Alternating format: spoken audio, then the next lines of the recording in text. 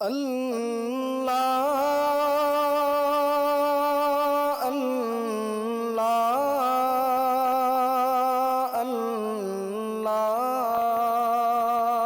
اللہ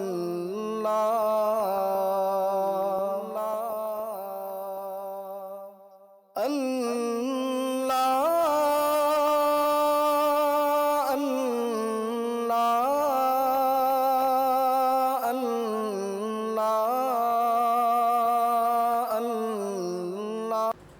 ناظرین گرامی، السلام علیکم ورحمۃ اللہ وبرکاتہ۔ میں ہوں آپ کا میزبان انصار عزیز ندوی، اور آپ اس وقت سیدھی بات چینل کے خصوصی پروگرام ذکر میرے حبیب کا صلی اللہ علیہ وسلم دیکھ رہے ہیں۔ ناظرین گرامی، الحمدللہ آج ہم ذکر میرے حبیب کا پروگرام کی 122 نمبر کی قسط پیش کریں گے انشاءاللہ تعالی۔ ناظرین، گزشتہ قسط میں آپ نے دیکھا تھا کہ کس طرح سازش کے تحت معلمین کو قبیلہ عزل و قارہ کے لوگوں نے معلمین کو مار ڈالا تھا اور حضرت خبیب اور حضرت زید کو قریش کے ہاتھوں بیچ دیا تھا، اور کس طرح اس سانحے نے حضور اکرم صلی اللہ علیہ وسلم کے دل کو کس قدر صدمہ پہنچایا تھا۔ اسی مہینے میں اس سے بڑا جو حادثہ بئر معاونہ کا پیش آیا تھا، ہم اس کی تفصیل اپنے وعدے کے مطابق اس قسط میں بیان کریں گے۔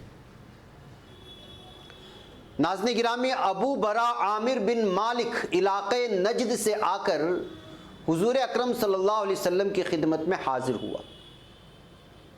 آپ صلی اللہ علیہ وسلم نے اسلام کی دعوت دی، مگر اس نے نہ اسے قبول کیا اور نہ رد کیا۔ البتہ بڑے مخلصانہ انداز سے مشورہ دیا کہ آپ صلی اللہ علیہ وسلم اپنے رفقا کو نجد روانہ فرمائیں، امید ہے کہ لوگ اسلام کے پیغام کو قبول کریں گے۔ حضور اکرم صلی اللہ علیہ وسلم نے نجد کے بارے میں اندیشہ ظاہر کیا۔ واقع رجع تو سامنے تھا ہی، ابو برا نے حفاظت کی ذمہ داری لی، چونکہ بعض سیاسی ضرورتیں متقاضی تھیں کہ نجد کے علاقے میں اسلامی حکومت کا اثر پھیلے۔ اس لیے حضور اکرم صلی اللہ علیہ وسلم نے ابو برا کے قول پر اعتماد کرتے ہوئے 70 آدمیوں کی ایک جمعیت، یہ تعداد صحیح بخاری نے بیان کی ہے، ابن اسحاق کے یہاں پر یہ تعداد 40 ہے، جس میں اول درجے کے حفاظ، قاری اور معلم و داعی شامل تھے۔ حضرت منذر بن عمرو رضی اللہ تعالیٰ عنہ کی عمارت میں روانہ کیا گیا اس قافلے کو۔ یہ دعوتی وفد جب بئر معاونہ پہنچا، جو ارض بنی عامر اور حرہ بنی سلیم کے درمیان واقع ہے، یعنی بنی عامر ایک قبیلے کا نام ہے، حرہ بن سلیم بھی ایک قبیلے کا نام ہے، وہ جس علاقے میں بسے ہیں، وہاں پر پہنچے تو وہاں سے حرام بن ملحان رسول اکرم صلی اللہ علیہ وسلم کا خط لے کر عامر بن طفیل کی طرف روانہ ہو۔ اس نے خط دیکھنے سے پہلے ہی اپنے آدمی کو اشارہ کر کے انہیں قتل کرا دیا۔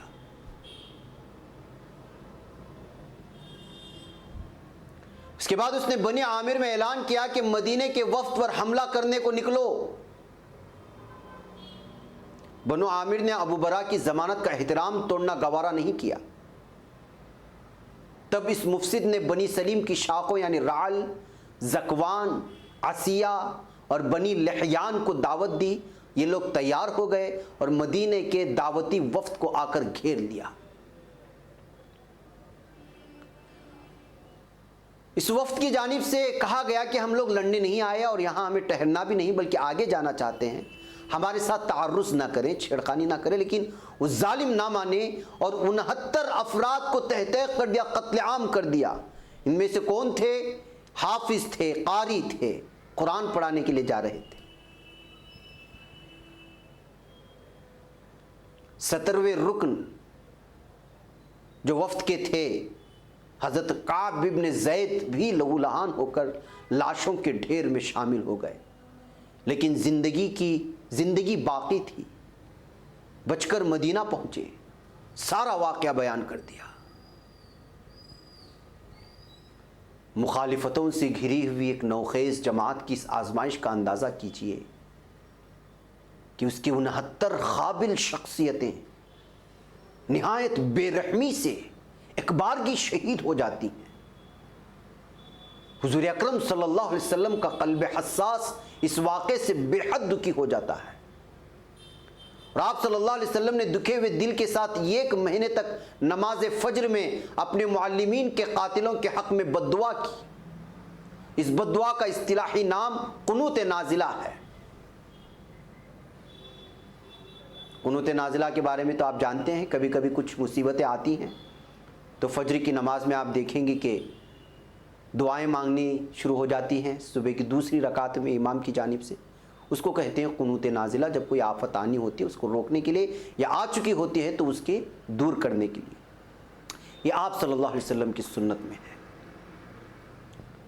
بہرکیف ان ظالموں کے رویے کے مقابلے میں محسن انسانیت صلی اللہ علیہ وسلم کا طرز عمل حضرت عمرو بن امیہ کے واقعے میں دیکھیے۔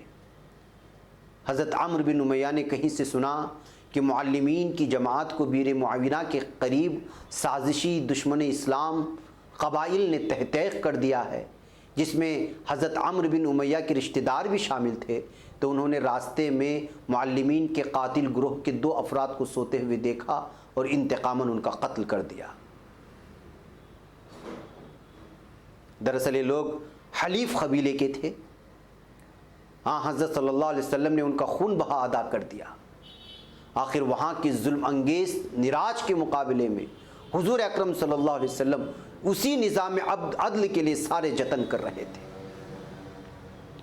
ان بیرونی حالات کی اصلاح کیے بغیر اس کی ممکن نہ تھی کہ مدینہ داخلی طور پر مستحکم رہے، مگر یہاں شرنگیز عناصر موجود تھے۔ وہ اپنی دولت، زمینوں اور قلعہ بندیوں کے بل پر خاصا دم خم رکھتے تھے، اور اسلامی ریاست کے عین قلب میں بیٹھ کر انتہائی غدارانہ سازشیں کرتے اور مسلم جماعت کے ہر اقدام میں رخنہ اندازی کرتے تھے۔ خصوصاً یہودی قبائل وحدت مدینہ کے معاہدے میں شریک ہونے کے باوجود آئے دن باغیانہ حرکات کرتے تھے، بغاوت کرتے تھے۔ ان میں سے بنو نذیر کا گڑھ بڑا مضبوط تھا، اور وہ عناد اور سرکشی کی راہ پر سر پٹ بڑھے جا رہے تھے۔ آپ کو یاد ہوگا کہ انہوں نے وحد اور واقع رجیع اور بیر معاونہ کے سانحے کے بعد نازک ترین ہنگامی حالت میں حضور اکرم صلی اللہ علیہ وسلم کے قتل کے لیے کھلم کھلا اقدام کیا تھا۔ پچھلی حرکات کے بعد ایک کھلم کھلا اقدام اس امر کے لیے کافی بلکہ ضروری تھا کہ ان کے بارے میں کوئی فیصلہ کن کارروائی کی جائے۔ حضور اکرم صلی اللہ علیہ وسلم نے جنگ چھیڑنے اور کوئی جانی نقصان پہنچانے سے بچنا چاہا۔ اسلامی تحریک اپنے مزاج کے اعتبار سے جنگ پسند نہیں ہے۔ علاوہ ازیں معاملہ دنیا کے ایک مستقل مذہبی گروہ سے تعلق رکھنے والے افراد کا تھا، اور تحریک اسلامی کو بہرحال اس گروہ کے دائرے میں کام کرنا تھا، ورنہ ان کے جرائم ایسے تھے کہ انہیں زندہ رہنے کا حق بھی نہ رہا تھا۔ اس لیے فقط سلب شہریت کا نوٹس دیا کہ وہ 10 روز کے اندر پرامن طریقے سے حدود مدینہ سے نکل جائیں، ورنہ پھر ان کے ساتھ دشمن کا سا معاملہ کیا جائے گا۔ عبداللہ بن ابی نے بھاری مدد دینے کا وعدہ کر کے انہیں حضور اکرم صلی اللہ علیہ وسلم کے خلاف لڑنے پر اکسایا۔ بنو نذیر اس کے جھانسے میں آ گئے، اور اسلامی ریاست کو انہوں نے صاف صاف چیلنج کر دیا کہ نوٹس کی ہم تعمیل نہیں کرتے، جو چاہے کرنا ہے کر۔ تو پھر ربیع الاول 4 ہجری میں حضور اکرم صلی اللہ علیہ وسلم اسلامی فوج کو لے کر نکلے اور بنو نذیر کا محاصرہ کیا، بلکہ ان کو محاصرے میں لے لیا۔ کوئی بھی ان کی مدد کو نہ آیا، لہٰذا بے بس ہو کر انہوں نے بستی خالی کر دی۔ حضور اکرم صلی اللہ علیہ وسلم کی کریمانہ شان تھی کہ نہ صرف اپنی جانیں بلکہ اونٹوں پر اپنی قیمتی اموال بھی وہ لوگ لاد کر کے لے گئے۔ کھچاؤ کے اس انتہائی ناخوشگوار ماحول میں بھی بنو نذیر کے اندر سے 2 سعید روحیں ایسی نکلیں جنہوں نے اپنے قبیلے کی نامعقولیت کے ساتھ ساتھ حضور صلی اللہ علیہ وسلم کی دعوت حق کے نور کو پہچانا اور حلقہ اسلام میں شرکت کی۔ یہ تھے یامین بن عمیر اور ابو سعید بن وہب۔ اس موقع پر مسلم فوج کو چند درخت کاٹنے پڑے، اور یہ کوئی اہم بات نہ تھی، لیکن مغربی نقطہ ترازوں نے اس میں سے بھی پروپیگنڈا کا مواد نکال لیا۔ یہ بالکل ایسا ہی ناگزیر اقدام تھا جیسا آج بھی کسی فوج کو راستہ بنانے، دشمن کی کمین گاہوں کو ختم کرنے اور دوسری ضروریات کے لیے کرنا پڑتا ہے، بلکہ پولیس کو بھی مجرموں کی گرفتاری کے لیے بسا اوقات اس طرح کی کارروائیاں عمل میں لانی پڑتی ہیں۔ عمارتیں گرا دی جاتی ہیں، کھیتوں اور باغوں میں حسب ضرورت تصرف کیا جاتا ہے۔ خطرناک ترین حالات کے باوجود شرپسند عناصر کی سرکوبی کر کے حضور اکرم صلی اللہ علیہ وسلم نے نہ صرف اپنی مشکلات گھٹا لی بلکہ آس پاس کے لوگوں پر یہ اثر بھی بحال کر لیا کہ مسلم حکومت میں پورا دم خم موجود ہے۔ ابو سفیان میدان احد کے اعلان کے مطابق 2000 پیادوں 50 سواروں پر مشتمل ایک مضبوط لشکر لے کر حملے کے لیے نکلا۔ حضور اکرم صلی اللہ علیہ وسلم بھی اطلاع پاتی 1500 پیادوں اور 10 سواروں کے ساتھ بدر پہنچے۔ 8 روز وہیں کیمپ ڈال کر قریش کی فوج کا انتظار کیا، مگر ابو سفیان مکے سے ایک منزل دوری پر بمقام زہران یا عصفان آ کر واپس چلا گیا کہ خشک سالی کی وجہ سے اس سال جنگ کے لیے مناسب نہیں۔ آخر حضور اکرم صلی اللہ علیہ وسلم بھی ابو سفیان کی واپسی کی اطلاع پا کر مدینہ تشریف لے آئے۔ محرم 4 ہجری بعض روایت کی روح سے جمادی الاولیٰ میں بنی غطفان کے ذیلی قبائل بنی محارب اور بنی ثعلبہ کی جنگی تیاریوں کی اطلاع آئی۔ حضور اکرم صلی اللہ علیہ وسلم 400 بعض روایت کے مطابق 700 رضاکاروں کی جمعیت لے کر کے نکلے۔ مقابلے کی ایک جمعیت واقعی موجود تھی لیکن وہ عملاً معرکہ آرا نہ ہو سکی۔ اسی مقام کا واقعہ ہے کہ غورث نامی مشرک اپنے قوم کے سامنے یہ عزم بیان کر کے نکلا کہ میں محمد مصطفیٰ صلی اللہ علیہ وسلم کو قتل کر کے رہوں گا، نعوذ باللہ۔ وہ آیا تو حضور اکرم صلی اللہ علیہ وسلم ایک درخت کے سائے میں تنہا استراحت فرما تھے۔ آپ صلی اللہ علیہ وسلم کی تلوار درخت سے لٹک رہی تھی۔ غورث نے وہی تلوار تان کر للکارا کہ بتاؤ اب کون تمہیں بچا سکتا ہے؟ حضور اکرم صلی اللہ علیہ وسلم نے بے خوف ہو کر کے کہا کہ اللہ بچانے والا ہے۔ دومت الجندل تجارتی کاروانوں کا جنکشن بھی تھا اور یہاں عیسائیوں اور یہودیوں کے مذہبی مبلغ اور سیاسی گماشتے بھی کام کرتے تھے۔ پھر بنو نذیر کے خیبر وغیرہ میں جانے کی وجہ سے ان کی مدینے کے خلاف ریشہ دوانیوں کا بھی یہ اڈا بننے لگا تھا۔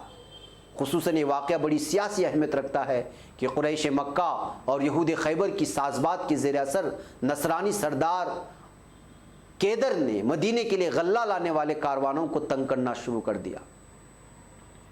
حضور اکرم صلی اللہ علیہ وسلم تک اطلاع پہنچی کہ دومت الجندل میں دشمن اپنی طاقت جمع کر کے مدینے پر حملہ آور ہونا چاہتا ہے، تو ربیع الاول 5 ہجری میں آپ صلی اللہ علیہ وسلم نے 1000 کی جمعیت لے کر فوراً اقدام کیا۔ دومت الجندل میں جب مسلم فوج کی روانگی کی اطلاع پہنچی تو دشمن بکھر گئے۔ حضور اکرم صلی اللہ علیہ وسلم نے پیش قدمی کی ضرورت نہیں سمجھی اور راستے میں حلیفانہ تعلقات بڑھانے کا کام کیا۔ چنانچہ عیینہ بن حسن سے معاہدہ ہوا۔ بعد میں 6 ہجری حضرت عبد الرحمن رضی اللہ تعالیٰ عنہ بن عوف ایک دعوتی و سیاسی مہم لے کر کے گئے اور قبیلہ کلب کی فضا مدینے کے حق میں سازگار ہونے لگی۔ اس کے بعد بھی تبوک کی مہم کے سلسلے میں 9 ہجری اس علاقے پر پورا غلبہ ہو گیا۔ اب بنو مستلق کے بارے میں خبر آئی کہ وہ حملے کی تیاریاں کر رہے ہیں۔ بریدہ اسلمی کو بھیج کر تحقیقات کرائی گئی، خبر صحیح نکلی۔ حضور اکرم صلی اللہ علیہ وسلم 3 شعبان 5 ہجری کو فوجی اقدام کیا۔ نہایت تیز رفتاری سے مریسیہ پانی کا ایک چشمہ جا پہنچے۔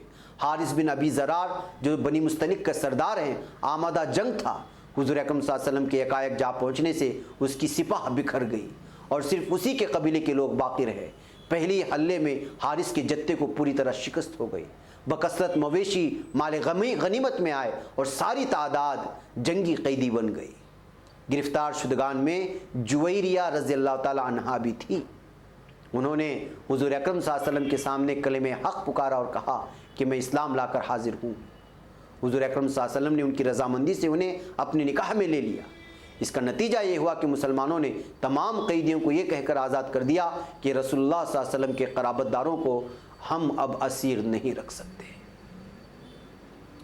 تو ناظرین گرامی، یہ تفصیلات ہیں سیرت کی، کس طرح جنگیں ہوئیں اور کس طرح مدینے کو گھیراؤ کرنے کی الگ الگ پوزیشنوں میں الگ الگ علاقوں سے الگ الگ قبائل سے ہوئی اور اس کو کس طرح آپ صلی اللہ علیہ وسلم نے اپنے سپاہیوں کے ساتھ ان سے دفاع کرنے کی کوشش کی۔ بہرکیف ناظرین گرامی، مجھے یہاں پر اجازت دیں، انشاءاللہ پھر آپ لوگوں سے ملاقات ہوگی۔ السلام علیکم ورحمۃ اللہ وبرکاتہ۔ اللہ